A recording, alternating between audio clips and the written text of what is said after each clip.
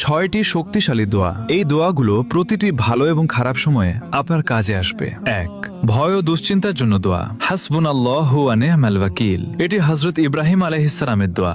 যখন তাকে আগুনে নিক্ষেপ করা হচ্ছিল তখন তিনি এই দোয়া পড়েছিলেন, আল্লাহ তাকে রক্ষা করেছিলেন। 2. শক্তির জন্য দোয়া। লা ইলাহা ইল্লা আনতা সুবহানাক ইন্নী কুনতু মিনাজ জালিমিন।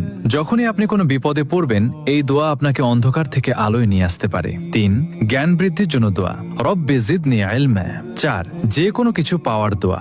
রব্বি ইন্নী লিমা আনজালতা ইলাইয়া মিন খায়রিন ফাকির। এটি হযরত মুসা আলাইহিস সালামের দোয়া। যখন তিনি একা ও বিপদে ছিলেন তখন এই দোয়া করেছিলেন, আল্লাহ তার জন্য পথ খুলে দিয়েছিলেন। 5.